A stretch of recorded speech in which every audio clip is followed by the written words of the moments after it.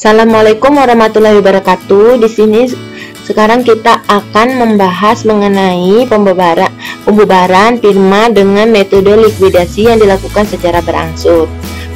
Maksudnya di sini secara berangsur ketika terjadi transaksi aktifan non kas lainnya, maka pada saat itu juga dilakukan pembagian kas.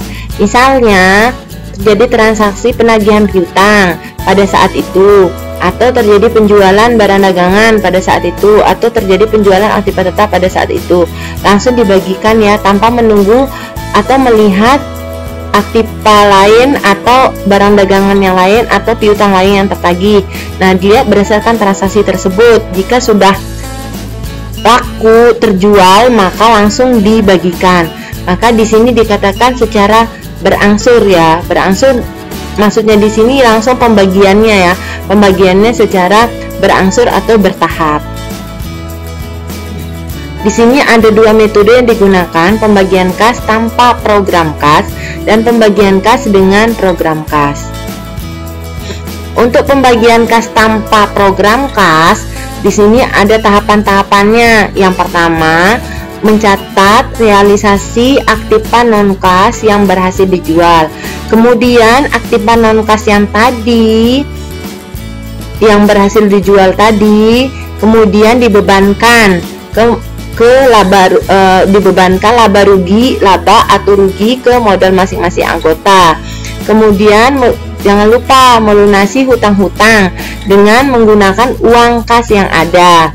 Ini yang utama dulu ya, jika ada. Kemudian apabila ada sebagian aktifan non kas yang belum berhasil jual, itu dianggap sebagai kerugian. Dan jika ada biaya yang timbul, maka dibebankan ke masing-masing anggota. Nah, pembagian kas yang ada sebagai pengembalian modal kepada anggota-anggota yang mempunyai rekening modal yang bersaldo kredit, dengan kata lain tidak defisit. Ini untuk contoh soalnya. Diketahui ada neraca, di sana ada aktiva, ada hutang dan modal, jumlah aktiva dan seterusnya. Di sini ada tahapan likuidasinya, tahap pertama, kedua dan ketiga, A, B dan C. Di sini Januari 2015 piutang berhasil ditagih sebesar 15 juta. Kemudian aktiva dengan harga pokok 250 berhasil dijual dengan harga 275. Pada bulan Maret 2015 persediaan dengan harga pokok 180 laku dijual seharga 220. Mei 2015 sisa persediaan dianggap kerugian. Nah, kita lihat dulu sisa persediaannya berapa. Persediaannya di sini 180. Kemudian persediaan sini 200 ya. Berarti yang 20 juta merupakan kerugian. Piutang yang belum tertagih dihapuskan. Piutang di sini 20 juta, yang bisa ditagih 15, berarti yang 5 juta kerugian. Aktiva tetap laku dijual 390. Di sini aktiva tetapnya 700 lalu awalnya, kemudian persediaan dengan harga pokok aktiva ya, aktiva tetap ya. Aktiva tetap 700, aktiva dengan harga pokok 250. Berarti 700 kurangi 250 ketemunya 450. Akan tetapi di sini laku dijualnya 390. Berarti ada selisih dong ya. 450 dikurangi dengan 390. Jadi ketemunya 60. Itu merupakan kerugian. Nah, berarti tahap pertama di sini kita menyelesaikan dulu atau membagi kasnya di bulan Januari 2015 jika ada sisa uang ya. Maksudnya kenapa kok jika ada sisa uang?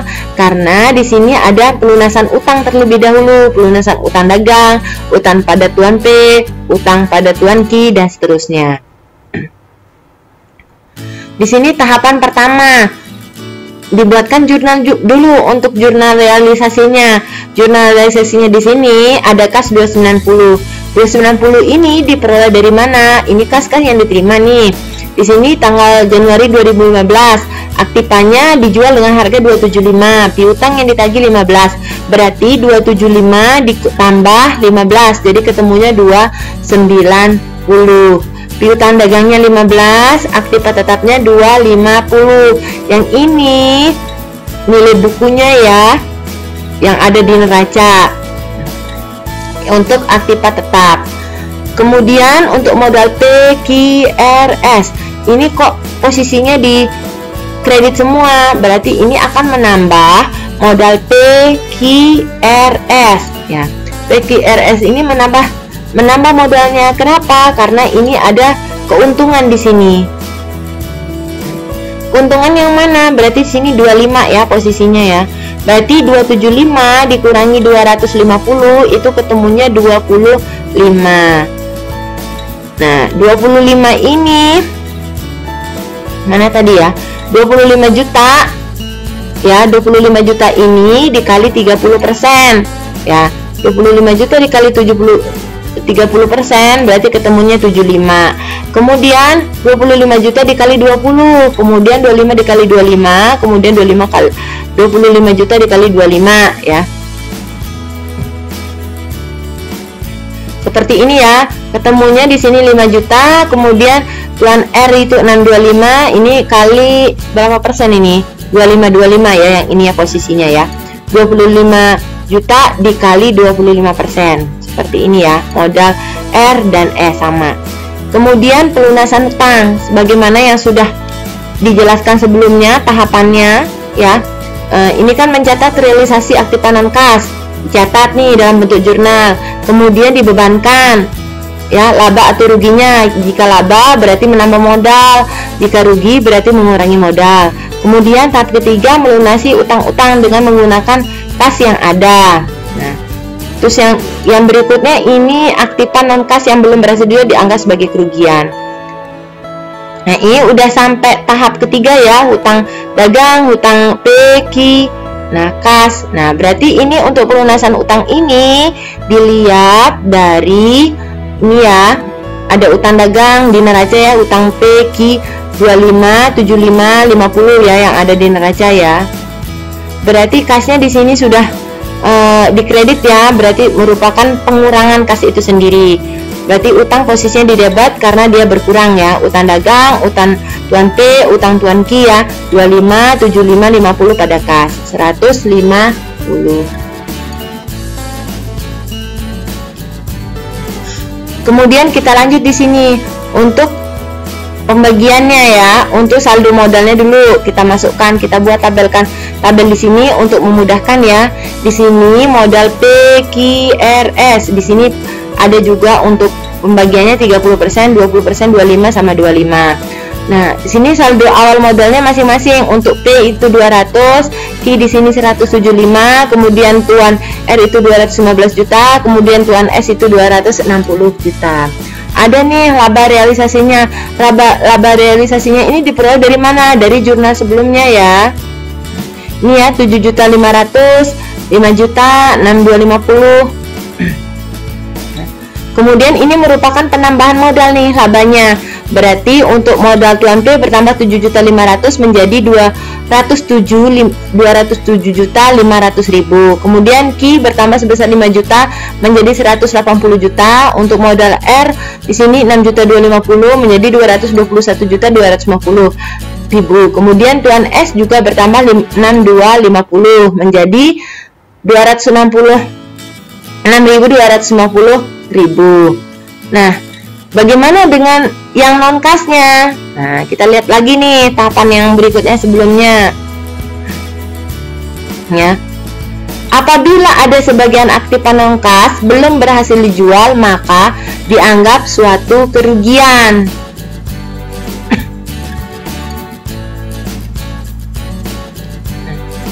Berarti yang mana nih yang rugi? Rugi aktiva non kas 655 ya. 655 ini dari mana? Tadi kita lihat dulu ya. Untuk 655 nya kita hitung dulu berapa sih yang belum terjual. Di sini ada jumlahnya berapa nih? Di sini ada 1 M ya. Nah, 1 M untuk aktivanya, akan tetapi untuk aktiva non kasnya di sini ketemunya 920. Nah, 920 ini dikurangi dengan 15 dikurangi 250. Jadi hasilnya di sini untuk pengurangan dari 920 dikurangi 15 dikurangi 250 itu ketemunya 655 ya. Berarti yang dilihat adalah yang non kasnya semua. Kemudian kita masuk ke tabel lagi. Di sini yang 655 itu dikali 30%. Jadi ketemunya 196. Kemudian 20% kali 655 131. Kemudian 25 kali 655 jadi ketemunya 163 750. Kemudian 25% kali 655 ketemu 163 750. Untuk modal tuan P di sini ya. Kita kurangin ya. Buat 207500 itu dikurangi dengan 196 jadi ketemunya 11. Posisi modal tuan P. Kemudian tuan Q 49, tuan R itu 57, ini dikurangin ya. Kemudian S itu setelah dikurangin dengan 163750 itu ketemunya 102.500. Untuk pembagian kasnya sesuai dengan kas yang ada. Kas yang ada itu kan 220. Kas yang ada dari mana 220? Ini ya. Kasnya di sini kan 80 ya. 80 ditambah 290 berarti ketemunya berapa? 370 ya. 370 ini dikurangin di sini untuk membayar utang ya. Untuk membayar utang 150 berarti 370 dikurangi 150 jadi ketemunya 220 juta. Nah, di sini muncul 220 juta ya.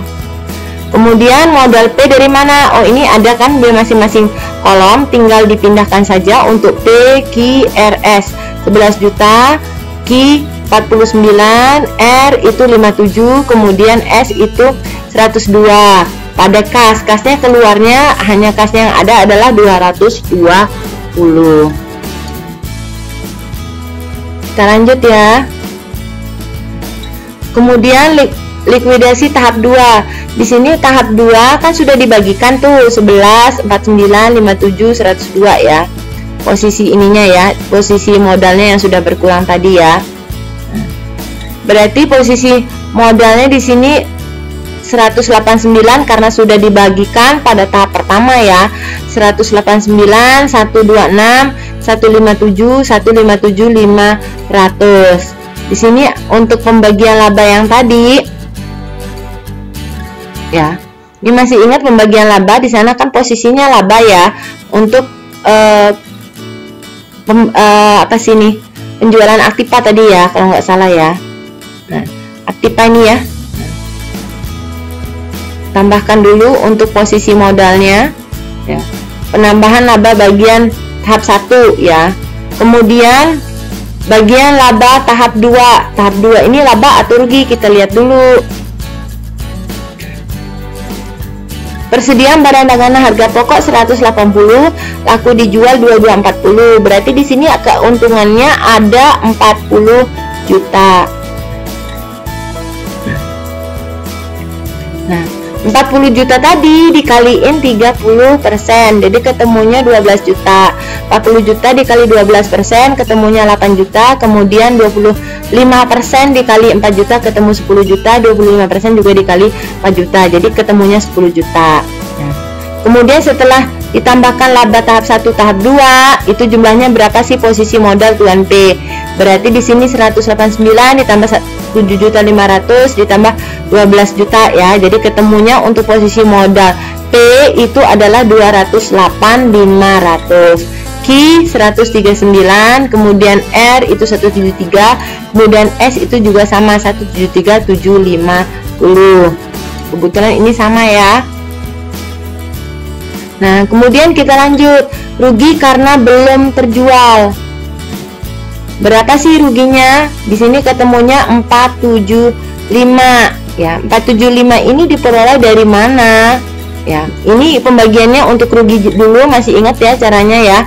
30% kali 475, kemudian 20% kali 475, ketemunya 95, 25% kali 475, kemudian 25% kali 475. Ya, ketemunya ini sebagai kerugian ya. Kemudian untuk 475 diperoleh dari mana? Kita lihat dulu. Di sini kan saldo sebelumnya itu 655. Yang 655 ini dikurangi dengan 180 ya. 655 dikurangi 180. Jadi ketemunya berapa? 475. Sini ya. 655 di sini dikurangin nih ya 180. Bukan yang ini yang dipakai ya, bukan nilai bukunya, akan tetapi harga pokoknya. Berarti posisinya di sini 655 ya, kaliin 30% dan seterusnya. Salah ya, keliru ya yang tadi ya. Untuk tahap 2, tahap 1 sudah selesai tadi ya. Nah, untuk tahap 2 berarti di sini 475 kali 30% ketemu ini ya. Untuk ruginya. Kemudian saldo modal 31 Maretnya bagaimana? Berarti untuk modal tuan P dikurangi 142, Q dikurangi 95, jadi 44, sini 66, 44, 55, 55. Ini nomornya cantik ya. Ini untuk tahap 2. Bagaimana dengan jurnalnya? Berarti jurnalnya sama ya. Modal tuan P, Q, R, S pada kas ya. P, Q, R, S ya. Untuk jumlah modalnya ini berapa kalau kita hitung? Benar nggak sih jumlahnya? Berarti sini 66 ditambah 44 ditambah 55 ditambah 55 ya. Untuk uangnya berarti di sini adalah 220. Kita lihat. Nah, ini persediaan laku dijual. Nah, nilai jualnya adalah 220 ya. Jadi pas ya uangnya dengan yang dibagikan posisinya seperti ini ya. 66 tambah 44, 55 tambah 55. Berarti jumlah kasnya adalah 220 sesuai dengan yang ada di soalnya. Kemudian tahap 3. Tahap 3 ini sama dengan yang tadi, ada pembagian tahap 1, tahap 2 dikurangin ya, dikurangin kembali. Kemudian laba tahap 1, tahap 2 ditambahkan posisinya ya. Jadi ketemunya di sini untuk yang P-nya di sini jumlah keseluruhannya 142.500, modal Q itu 95, kemudian yang R 118.750, untuk tuan S itu 118.750 juga. Untuk rugi penghapusannya bagaimana? Berarti ini untuk tahap 3 ketemunya 85 ya, 85 kali 30%, di sini 85 kali 20%, kemudian kali 25%, kemudian kali 25%. Jadi masing-masing ruginya sebagai pengurang ya, pengurang semuanya ya. Kemudian di sini untuk saldo modal 117 tambah 78 tambah 97.500 tambah 97.500, ini ketemunya 390. Jumlah kas yang dibagikan 390 ini sesuai dengan soalnya juga ya. Nah, soalnya di sini 390 posisinya ya, jumlah aktifanya. Nah, sekarang di sini untuk melihat angka 85 ini diperoleh dari mana? Kita lihat dulu, sisa persediaan dianggap sebagai kerugian. Persediaan di sini nilai persediaannya berapa? 180. Ruginya 20 ya. Berarti 20 juta. Piutang yang belum ditagih dihapuskan. Piutangnya di sini 15 ya, 20 sama 15. Berarti di sini yang ruginya berarti 5 juta ya. Persediaan tadi 20 tambah 5 juta berarti 25 juta. Kemudian di sini posisinya di sini untuk aktiva tetap laku dijual 390. Tadi ketemunya untuk persediaan dan piutang itu kerugiannya 25 ya. Untuk diingat ya. Aktiva tetap laku dijual di sini 390, sedangkan aktiva tetap 700 dikurangi 250. Jadi di sini ketemunya 450. Akan tetapi di sini rugi sebesar 60 ya.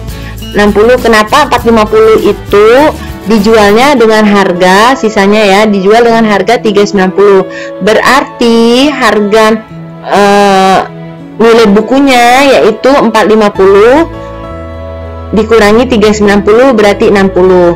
Tadi untuk persediaan dan piutang itu 25, berarti 60 ditambah 25. Jadi kerugiannya yaitu 85. Sehingga diperoleh angka di sini adalah 85 ya. Kalau ini di total 117, 78, 97 sama 97 itu ketemunya 390. Yang 390 ini sesuai dengan jumlah kas yang ada pada bulan Mei, yaitu Aktiva tetap yang aku dijual sebesar 390. Kemudian, nah, di sini pembagian kas dengan program kas untuk menghitung kemampuan yang menanggung risiko maksimum. Kemudian menyusun urutan prioritas pembayaran kas siapa yang terlebih dahulu. Membuat program kas, kemudian melaksanakan pembagian kas. Ini contoh soalnya. Aktiva tetap dengan harga perolehan 300 dijual dengan harga 240. Berarti di sini penjualan seperti ini ya. Persediaan laku dijual dengan harga ini untungnya. Persediaan laku dijual dengan harga 250, sisa Aktiva tetap laku dijual 170 dan Aktiva lainnya laku dijual 210. Berarti ini tahap pertama dibagi, tahap kedua dibagi, tahap ketiga berarti ada 3 tahapan ya. Tapi tidak mestinya ada 3 tahapan, bisa jadi 5, bisa jadi 6 atau tergantung ya, tergantung dari perusahaan tersebut berapa sih tahapannya ya, tergantung kapan terjualnya, berapa aset yang terjualnya dan seterusnya. Yang pertama kita lihat tahapannya seperti yang ini ya, menghitung kemampuan dulu, kemudian menyusun prioritas, kemudian membuat programnya, kemudian melaksanakan pembagiannya. Tahap pertama ini ya, tahap pertama menghitung kemampuan menanggung risiko maksimum. Berarti di sini saldo awal dituliskan dulu, kemudian piutang. Ada piutang Tuan A, ada Tuan A ya 50. Nah, berarti ini posisinya untuk Tuan A ini sebagai piutang, tapi bagi perusahaan itu utang, berarti dilunasi ya pelunasannya. Ini ada utang dagang juga, ada. Posisinya seperti ini ya, 50. Kemudian jumlah investasi. Jumlah investasinya di sini adalah 350. Kemudian untuk Tuan B ini kita menentukan menanggung yang rugi maksimumnya yang mana gitu ya. Kita lihat dulu ya. Itu yang prioritas yang utama ya. Nah, di sini 350, kemudian dijumlahkan di sini 250, 300. Yang ini untuk persentasenya ini ada di soal ya, 40%, 20% sama 40%. Berarti di sini untuk 350 ini dibagi 40%. Jadi ketemunya 875. Kemudian 250 bagi 20% itu ketemunya 1250. Kemudian 300 juta itu dibagi 40%, jadi ketemunya 750.000. Urutan prioritasnya kita lihat yang mana yang paling besar. Berarti untuk yang paling besar di sini adalah Tuan B, yaitu urutan pertama. Untuk urutan kedua di sini adalah Tuan A. Urutan ketiga ini adalah Tuan C. Kemudian tahap yang berikutnya itu membuat program kas. Untuk membuat program kas di sini berarti ini belum pada saat ini ya, dibuatkan dulu ya program kasnya sesuai dengan urutan yang sebelumnya.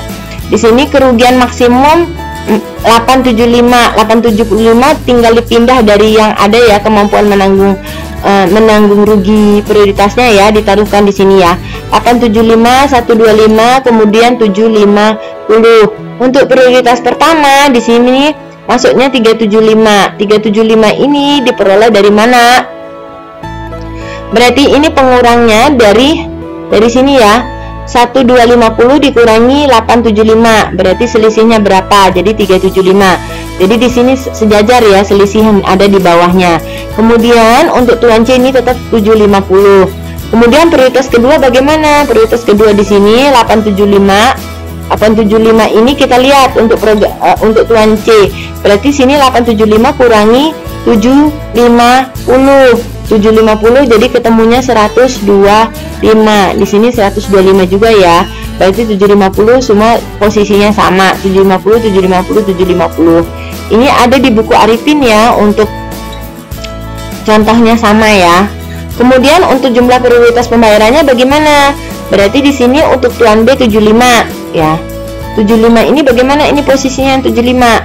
Berarti di sini 20% itu dikali 375. Jadi prioritas yang pertama kan di sini untuk yang menanggung risiko maksimum, ini yang prioritas pertamanya adalah tuan B.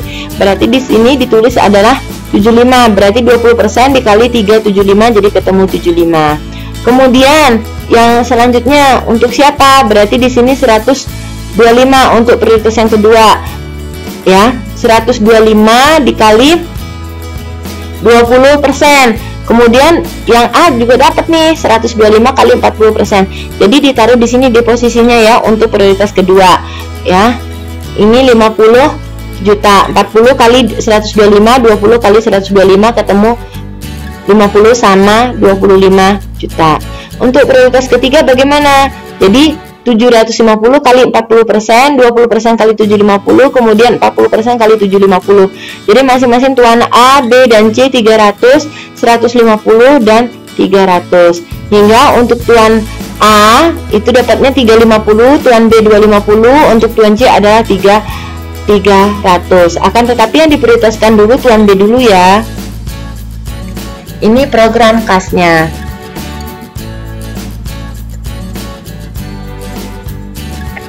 Kemudian untuk pembagian kas dengan program kas di sini untuk tahap pertama ada kas sebesar 240, modal A 24, kemudian modal B itu 12, kemudian modal C itu 24 juta. Di sini aktiva tetap 300.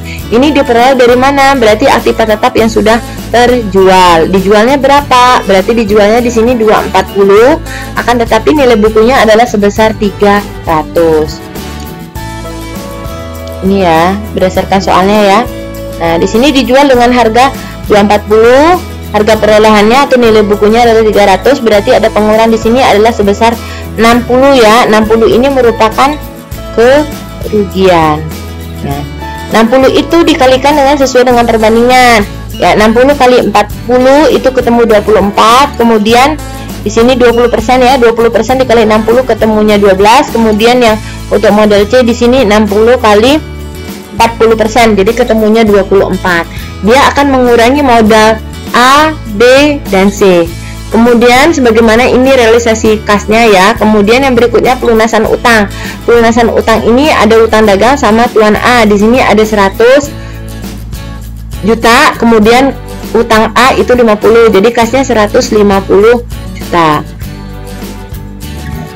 Sekarang masuk ke prioritasnya. Masuk ke prioritasnya bagaimana? Prioritas pertama. Prioritas pertama di sini uang kasnya berapa sih? Uang kasnya di sini kan ketemunya berapa ini uang kasnya? Uang kasnya berarti di sini udah dipakai ya. Berarti kita lihat dulu saldo awal kasnya berapa. Saldo kas awalnya 80. Kemudian 80 ditambah kasnya lagi tambah 240. Kemudian ditambah lagi di sini untuk kasnya, oh ini dikurang ya, dikurang 150. Jadi jumlah kas yang dibagikan adalah 170. 170 itu kita lihat prioritas yang pertamanya. Di sini prioritas pertamanya itu tuan B ya. Tuan B 75 ya posisinya ya. Berarti yang pertama prioritas pertama itu tuan B yaitu 75, kemudian kasnya 75. Untuk prioritas kedua siapa? Berarti kita lihat ada enggak nih. Untuk prioritas kedua ada untuk tuan A sama tuan B. Di sini ada 50 dan 25. Ya. Sini 25 sama 50 ya pada kas. Masih nggak sisa uangnya? Berarti ini 75 tambah 75 ya, ketemunya 150. Masih ingat nggak tadi jumlah saldo kas atau kas yang akan dibagikan? Saldo kas yang akan dibagikan adalah sebesar 170 juta. Jadi 170 juta ini dikurangi dengan 75, dikurangi 75, jadi ketemunya sisa uangnya adalah 20 juta. 20 juta ini dibagi sesuai dengan perbandingan modal A, B, dan C. Ya, berarti 20 juta dikali ini ya, dikali 40, dikali 20, dikali 40 ya. Jadi ketemunya seperti ini ya, modal A, B, dan C. Pembagiannya 8 juta, 4 juta, 8 juta. Kemudian pada kas sebesar 20 juta. Untuk tahap kedua di sini ada kas sebesar 250. Ini merupakan penjualan persediaan, berarti kas persediaannya harganya 220, di mana modal A, B, dan C akan bertambah. Kenapa? Karena di sini persediaannya memperoleh keuntungan sebesar 30 juta ya, karena penerimaan kasnya ini dilihat dari soal ya, soal yang sebelumnya. Persediaan laku dijual dengan harga 250, harga persediaannya adalah tadinya harganya 220, berarti ada keuntungan sebesar 30 juta. 30 juta ini dikali dengan 40%, jadi ketemu 12, kemudian ketemunya 6 juta, kemudian untuk tuan C ketemunya 12 pula. Di sini untuk kasnya kan 250. Nah, untuk pembagian kasnya di sini untuk berbeda dengan tahap pertama, berarti langsung dikalikan sesuai dengan ini sudah masuk ke prioritas berikutnya ya. Untuk tahap kedua ini langsung dikalikan ya, 250 dikali 250 dikali 40% itu ketemu 100, kemudian 250 dikali 20% itu ketemu 50, kemudian 250 kali 40% itu ketemunya 100 juta. Kemudian kas yang keluar adalah 250 juta ya, 250 juta ya. Kemudian kita lanjut ke tahap 3. Tahap 3 bagaimana? Realisasi tahap ketiga bagaimana? Ini pembagian langsung pembagian kas ya. Untuk realisasi tahap 3 ini dimintanya bagaimana sih tahap 3? Sisa aktiva tetap laku dijual 170 dan aktiva lain-lain laku dijual adalah 210, berarti 380 semuanya ya. Nah, jumlah kasnya di sini adalah 380. Nah, sekarang untuk pembagian kasnya bagaimana? Berarti modal tuan A, B, dan C dikenapain nih? Berarti dilihat berdasarkan berapa sih saldo modal akhirnya. Berarti dilihat dulu berdasarkan jurnal yang sudah ada. Kita contohkan satu saja ya. Di sini untuk tuan A. Tuan A ini kan modal awalnya itu 300 ya. 300 juta ya. Kemudian ada piutang masuk sebesar 50. Jadi posisi modalnya adalah 350 untuk tuan A. Kemudian tuan A ini ada masuk ya. Posisi modal tuan A. Ini ya modal A yang tadi 50 ya. Ini keluar ya untuk tahap pertama. Di sini modal tuan A keluar 24 juta. Berarti dikurangi 24 ya. 350 dikurangi 24. Kemudian modal A, kita lihat nih modal A semua ya. Ini modal A berarti dikurangi 50. Kemudian di sini modal tuan A lagi, di sini dikurangi 8 juta. Kemudian di sini tahap kedua ada enggak modal A? Oh, ini modal tahap kedua modal A ini bertambah. Bertambahnya berapa? Bertambahnya 12 juta. Kemudian di sini pembagian kas. Pembagian kas modal tuan A berkurang sebesar 100 juta. Udah langsung ke tahap ketiga ya. Berarti di sini untuk modal tuan A itu ketemunya total keseluruhannya adalah 100 berapa nih? 180 ya. Jadi sini saya ketikkan dulu ya untuk tuan A ya. Tuan A. Tuan A berarti di sini 350 dikurangin 24 dikurangin 50 dikurangin 8 ditambah 12 sama dengan ketemunya 180. Untuk tuan B bagaimana?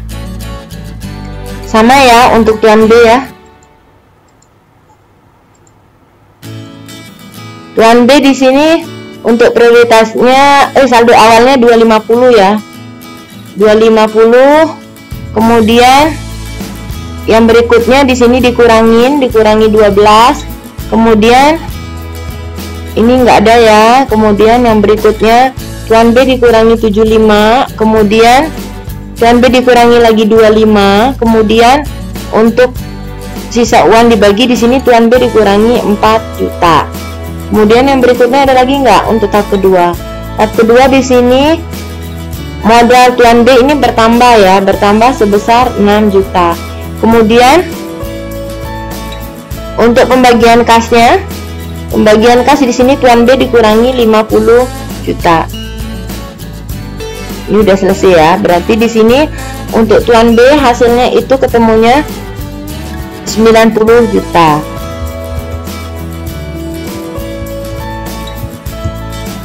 Berarti 250 dikurangi 12 dikurangi 75 dikurangi 25 kurangi 4 ditambah 6 ya, kurangi 50. Jadi ketemunya itu 90.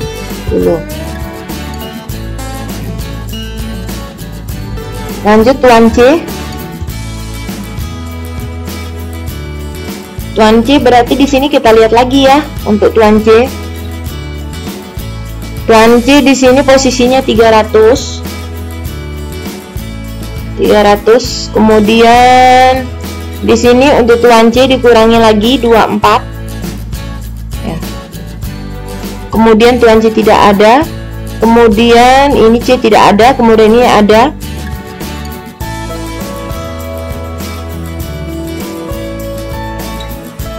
Ini dikurangin 8 juta. Kemudian di sini tuan C ini ditambah ya, ditambah 12 ya. Kemudian untuk pembagian kasnya di sini dikurang 100 juta. Jadi untuk modal tuan C ketemunya 180. 300 berarti dikurangi 24 dikurangi 8 ditambah 12 dikurang 100 ya, sama dengan 180.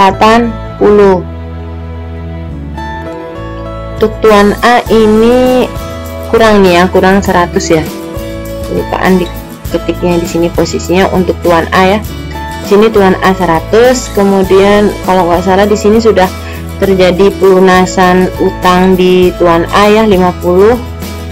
Berarti di sini pengurang untuk tuan A lagi dikurangi 50, jadinya 130. Yang berikutnya di sini untuk saldo, jumlah saldonya kan di sini untuk modal A, B dan C. Ini A, B dan C 130 kurangi 90. Bukan dikurangin ya, 130 tambah 90 tambah 190 bukan, belum tentu hasilnya 380. Sekarang kita lihat transaksi untuk yang tahap ketiga ya. Di sini sisa aktiva tetap laku dijual 170. Aktiva tetapnya adalah di sini posisinya 500 ya.